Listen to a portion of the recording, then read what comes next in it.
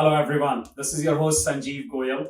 Every month we bring a phenomenal IIT alum. We talk about how their journey has contributed towards their growth as well as what can we learn from them. Ramesh Srinivasan is IIT BHU alum. He's a maverick, thought leader, and a change maker. Let's talk to him and learn about him and see how he's making the difference. Ramesh, welcome to our show. Thank you, Sanjeev. Thank you. Appreciate you including me in this series. Appreciate it. Thank you. So Ramesh, let's go back in past. As you know, most of our audience are IIT alums or the students. And now you know it's more than 250,000 of us, which is a pretty large number. If we go back in time, your IIT days, can you talk a little bit about your time at IIT and a person who's running multi-billion-dollar company today? Have you ever thought of anything like that you will be able to accomplish in your life? Going to, at that time, it was IIT BHU. It was probably the sixth or the seventh one that Sixth. time. And I grew up in a middle to lower middle class family in what used to be called Madras that time in Chennai. So not many facilities, grew up in a decent school, not a great school. And I was always into academics. I was always reasonably good at the top of the class, but also very interested in cricket and carom and things like that. And so there were limited facilities when you grow up in a small home, in North Madras, not South Madras, with limited And you even played with Vishwanath. No, that was in BHU. So going to IIT BHU was a fantastic experience for me because it was sort of my first taste of freedom, the first taste of responsibility. But I had my room. I didn't share it with anyone, even during all through those 5 years. And wow. The 5 years at IIT BHU and then immediately followed by 2 years in IIM Bangalore, where it was the first taste of freedom, responsibility. I mean, cricket was there. Great professors were there. You had your own room. That was the first time I could really manage myself. So, Ramesh, you are distinguished alum of IIT BHU. And you have given back. And today you have donated a substantial amount of sum to develop a center at IIT BHU. What transpired that? Yeah, correct. So about a year and a half or 2 years ago, I got involved in the IIT BHU Foundation. This engineering college is 100 years old. It started as BENCO, then IIT BHU, then IIT BHU. So great engineering college, especially the metallurgy department that I went to was considered, one of the best metallurgy departments. The most famous professors, Thomas K. Cap, K. Ananthapadmanabhan, Kudumba Rao, P. Rama Rao, so many great professors there in metallurgy. And so a chance to go there was a wonderful chance for me. And for 100 years, that institute has been there. And at that time, nobody had really given back. If you look at the successful people here, especially in the US, a number of them are from IIT BHU. Very successful alumni are from IIT BHU. But for 100 years, nobody had really contributed back. And there was no organization to get it organized. Like IIT Delhi had that, IIT Bombay had that, but we didn't. So an IIT BHU Foundation was created by a gentleman, Mr. Naresh Jain, Arun Tripathi, Vikash Agarwal, Soumya Sarkar. They all created that and somebody suggested my name, so I joined that. Nice. So I became one of the close to founder members of the BHU Foundation. And we started focusing on one thing to generate funds to help the institute, which contributed so much to us. And this opportunity came up, the Students Activity Center, which I visited early November. So we created the naming rules that if you contribute so much in this particular center for $1.3 million, you could name it after you and all that.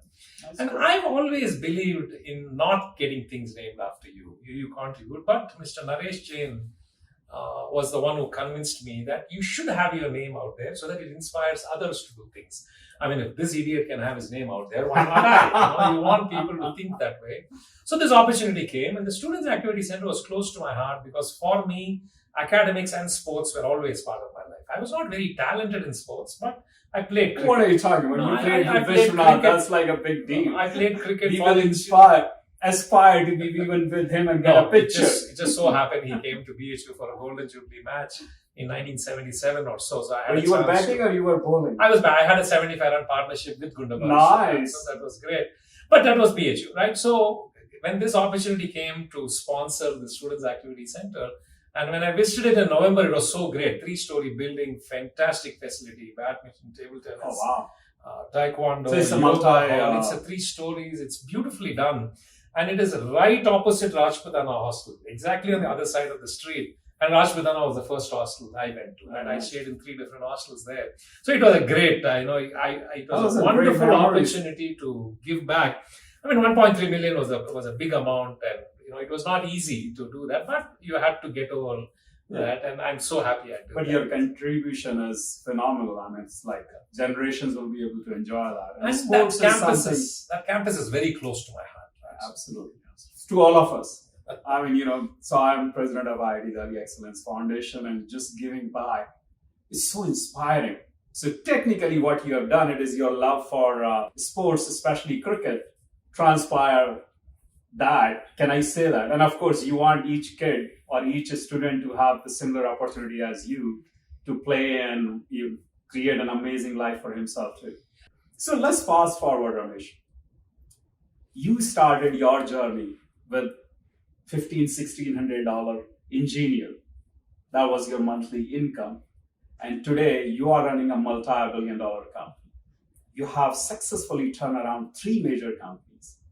And interestingly enough, if I look at the graph of Dali and Agilysys stock, it's fascinatingly similar. Just talk about it. How did it happen? Somebody who doesn't want to even be there, want to be an engineer, can be so successful and manage and create multi-billion-dollar wealth for a lot of people.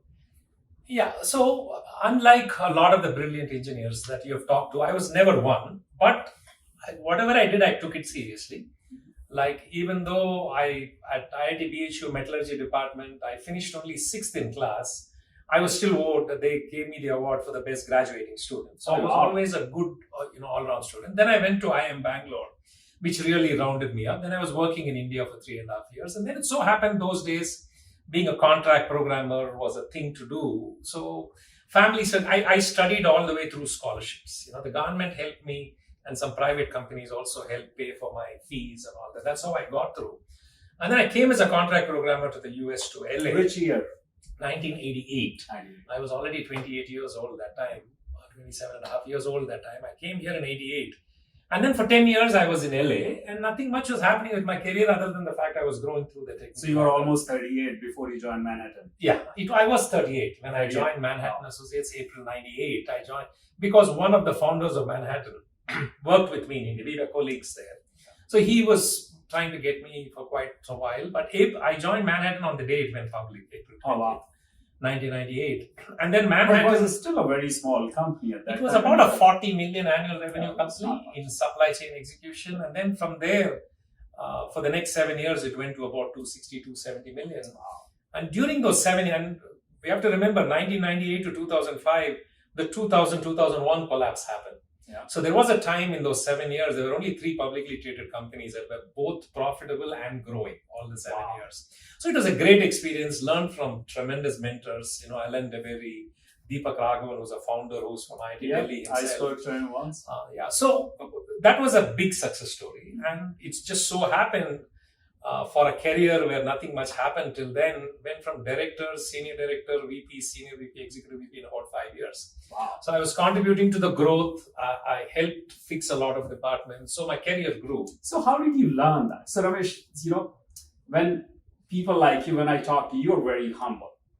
And I bet 98% of the people in our network will die to have a success like yours. What you have achieved in 5 years. You are the most powerful Indian in Las Vegas. We both know that. You have done phenomenally well in your career. You've turned around 3 companies.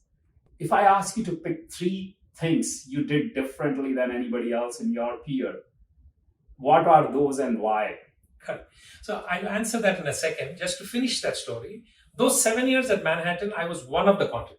I was one of the leaders. I wouldn't say, and it was not a turnaround. It was a growth management. When the rest of software management the world was melting down in 2000, doing the right things and growing a company in a disciplined, profitable way.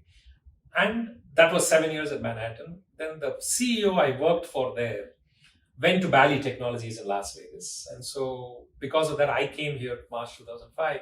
Bally was again a struggling company. It was a $10 stock for quite a while in 2005. Next 9 years, that turned around and became like a $80 stock. And 6 years I was EVP, then became COO, then CEO.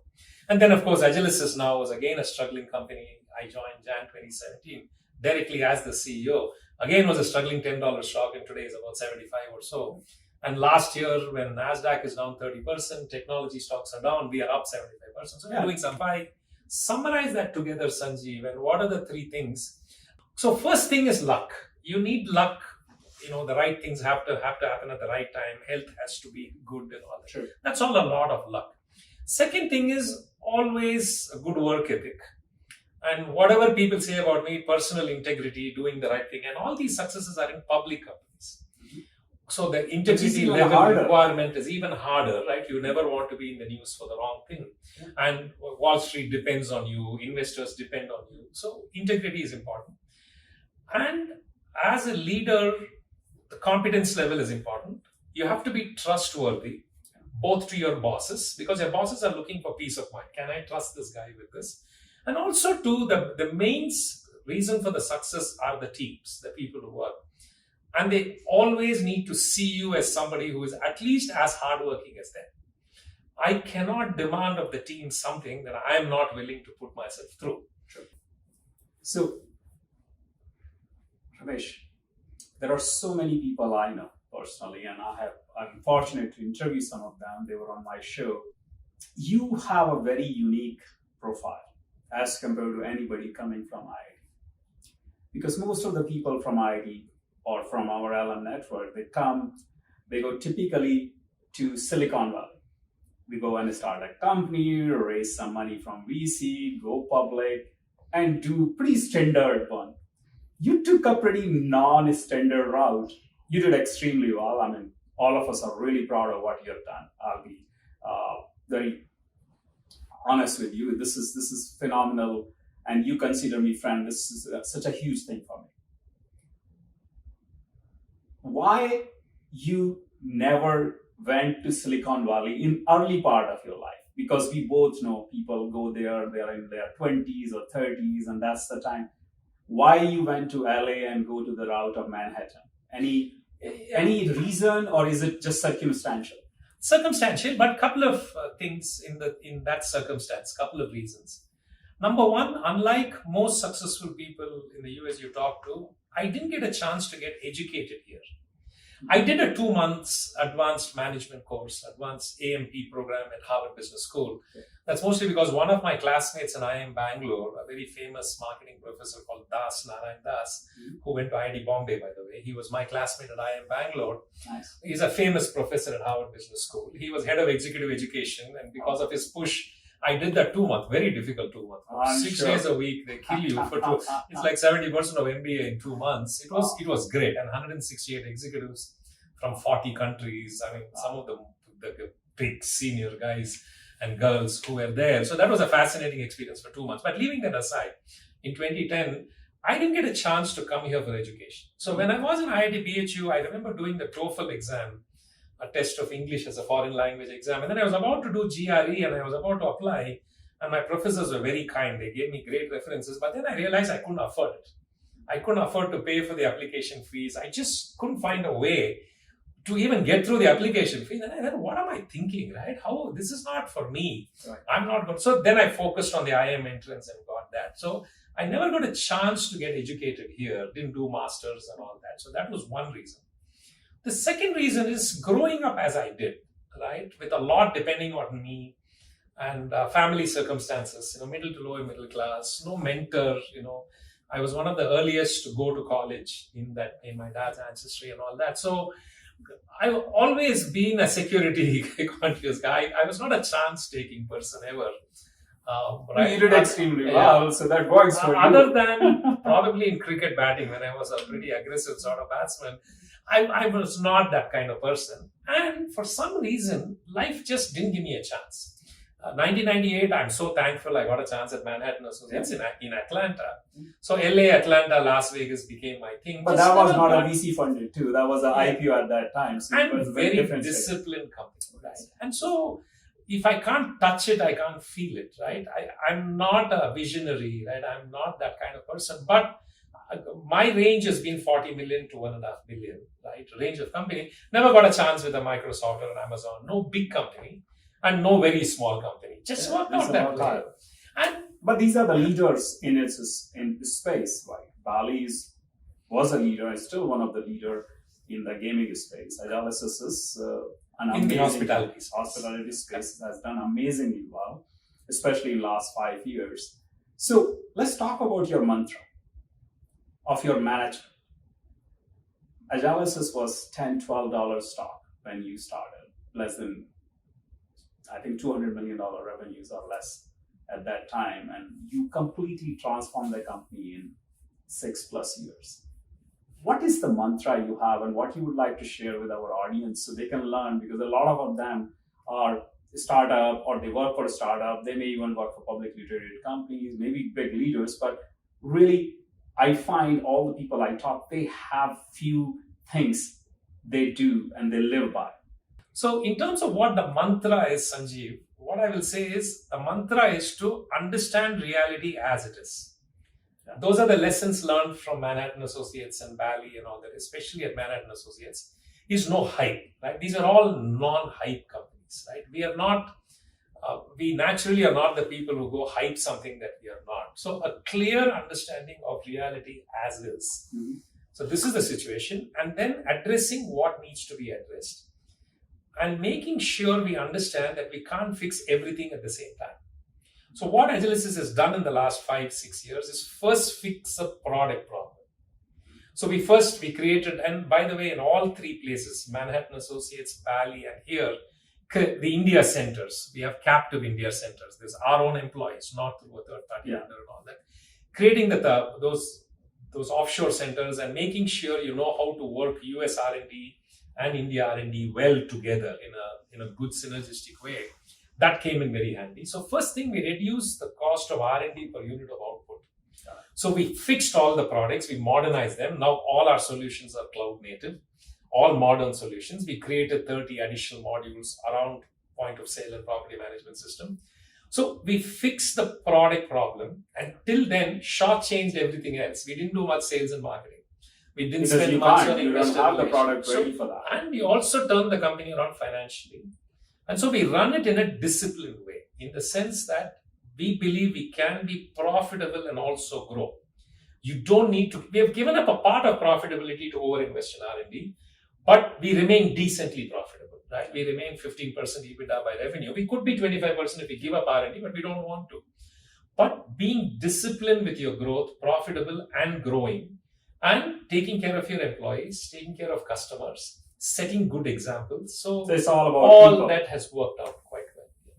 Cool. That's very fascinating. So one I learned from this conversation is it's all about people. So people first. So you pick your employees and you pick your customers first and then work around it. Second is really understanding and accepting the reality the way it is. You're not trying to sugarcoat it or trying to tell something to yourself. It's like sometimes we just drink our own Kool-Aid. That will be for a lot of our audience when if they are listening, because most of the startups, that's the biggest problem, and that's the reason they fail. They don't accept the reality. They continue to sugarcoat the reality to themselves. And you pick the people who suit your business. Like we are in B2 limited B, what I refer to as B. We are in B2B enterprise software. But within that, we are in what I would call B2 limited B, where we have a few thousand customers, a few 10,000 installs. We are not like, say, Microsoft Excel or Oracle Database or NetSuite or Salesforce. We don't have hundreds of thousands, millions of customers. So this is a different sort of business. So you pick people who fit that kind of business well. And then you make sure you take great care of them. And I think the best thing to take care of them is set a good example. Right? They feel like you are part of the team. You are not a leader standing outside. You go through the same difficulties they go through. And that normally tends to work out quite well. And of course, you have to be very customer-centric. You are running a commerce company, in my opinion. I know you don't want to talk about future, and I know you don't consider yourself futurist, but you are running one of the most complex commerce transaction company, in my opinion, especially with now hospitality, and you have Marriott as one of your customer, which is a game changer, we both know.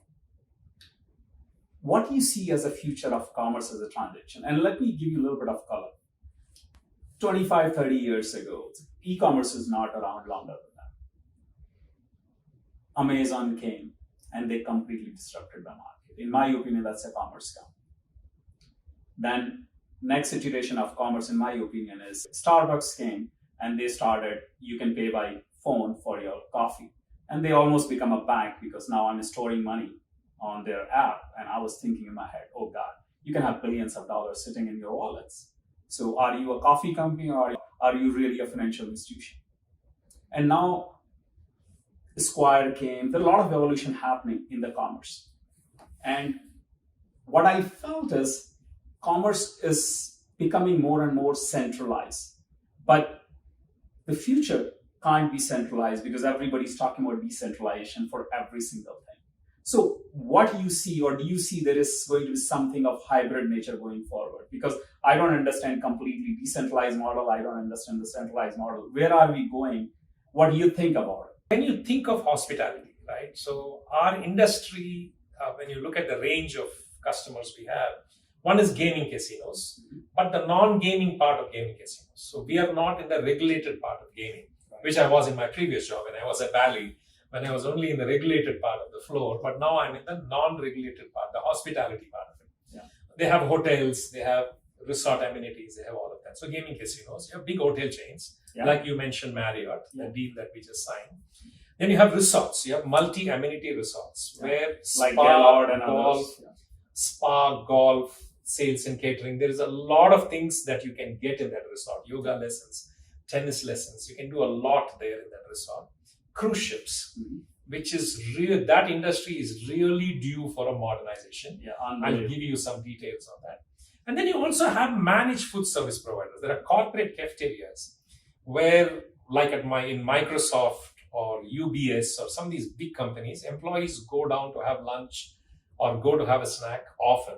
And you have to make that experience a lot easier today. Now, that's the scope of the industry. Now, there used to be a time in this industry where guest satisfaction, a guest really feeling good about being there, depended a lot on your employee culture. True. Like the classic examples of Four Seasons, Ritz-Carlton, where the people are trained so much in the culture of making the guest happy. Like there are famous stories in Four Seasons. Somebody poured a coffee by mistake on the shoe and they had to run to an interview and they lined up all the employees and said, which shoe do you want to take, right? The kind of service, the stories were always about people culture, where you train them to satisfy the guest. True. Today, though, the world has changed. Yeah. Today, you need a combination of people culture and technology. Yes. Because the guest who is coming to your resort is already used to technology. True. I'm able to watch a program on television and then carry it on my phone. Yeah.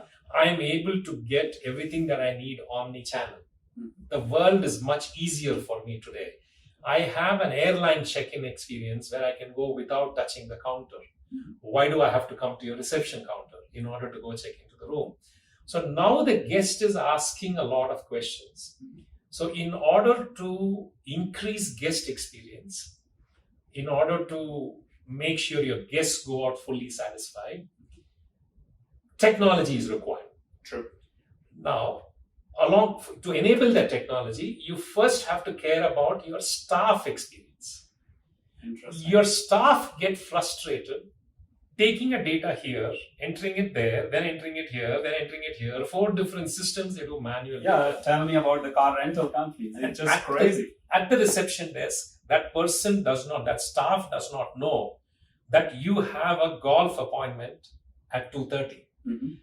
And you have a table reservation at 12:30. So they have to give you a table there, right, so that you can finish your lunch quickly and make your golf appointment. True. And they don't know that you have a staff appointment. They just don't know because the information is in dispatch. It's not available. It's in multiple systems. So now the pressure is on to first give your staff a complete profile of the guest.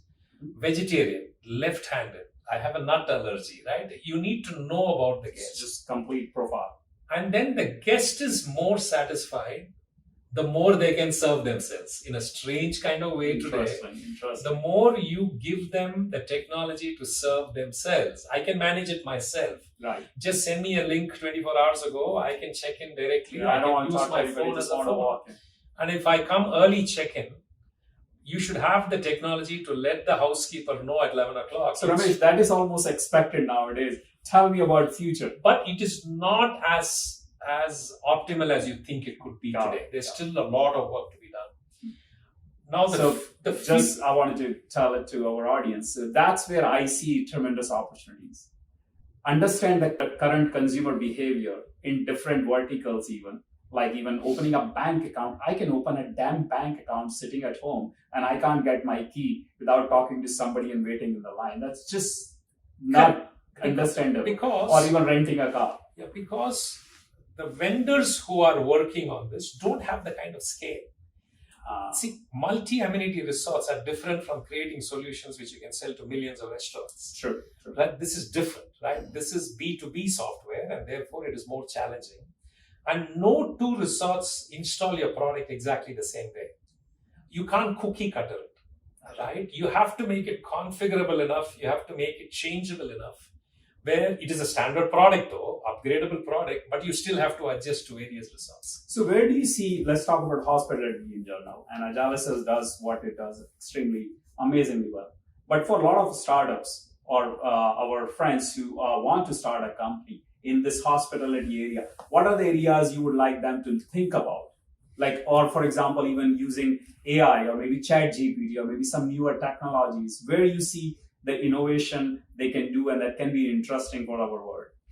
Yeah, so the current innovation that is going on in hospitality, especially among VC funded firms and all that, tends to be fragmented into one of the options that is required.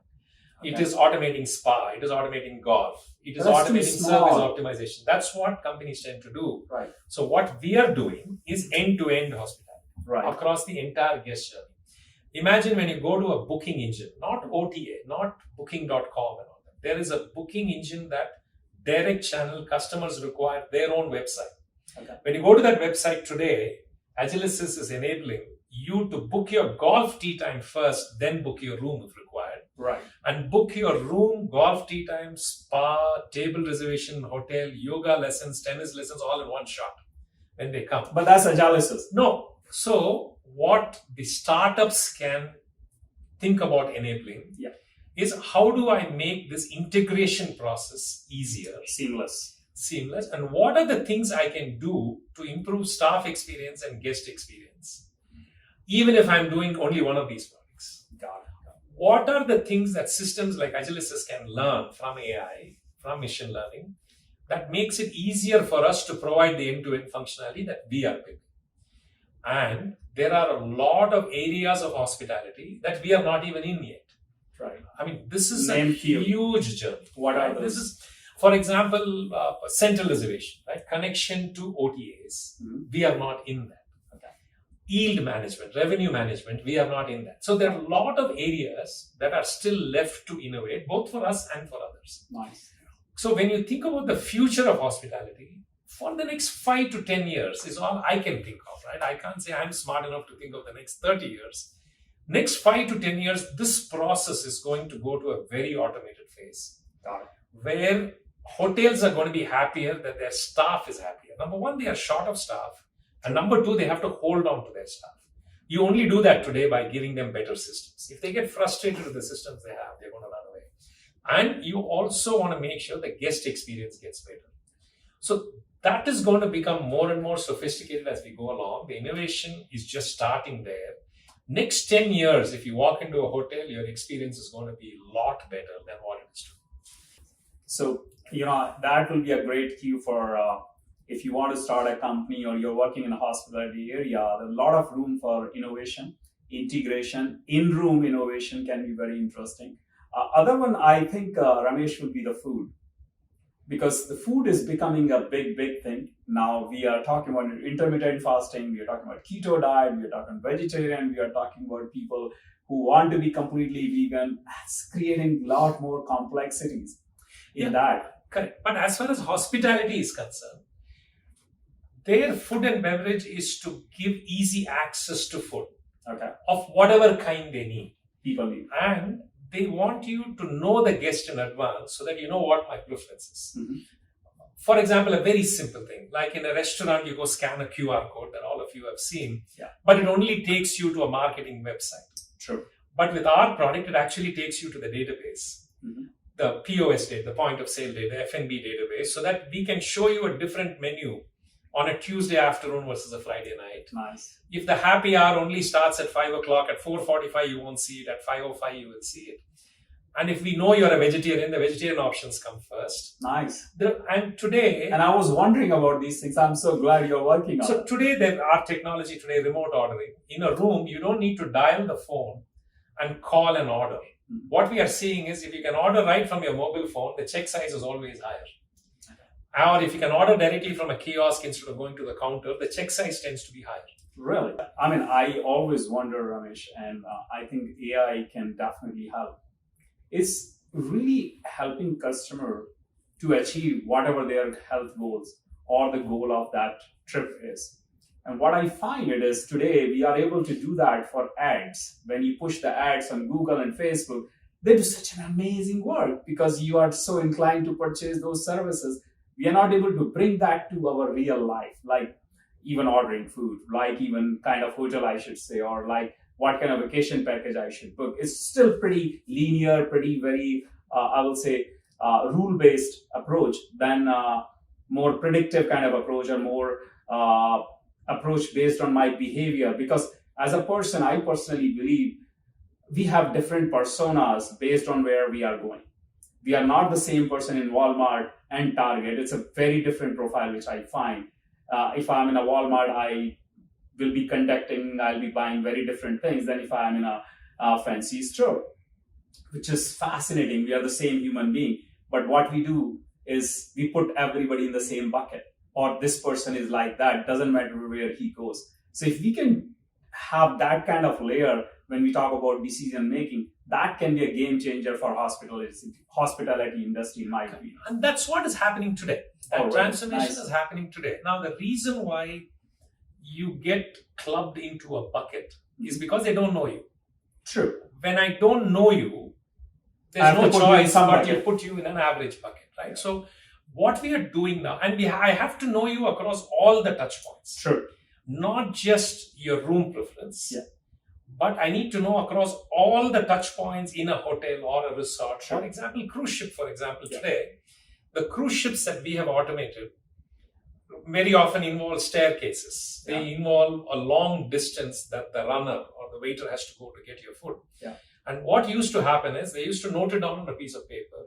Oh, wow. And then if there are 10 people, you have come as a family, they have to take all the 10 orders. And by the time they run upstairs, only after they run upstairs, they can put the orders. Right. So today, as they are taking the order on an iPad, the kitchen and the bar already know about it. What needs to be. So by the time you're finishing the order, there is a person already bringing the food. Yeah. So if I may say, what I understood from this few minutes of conversation is there are connections which are not apparent to us, whether we talk about hospitality or financial industry or any other industry.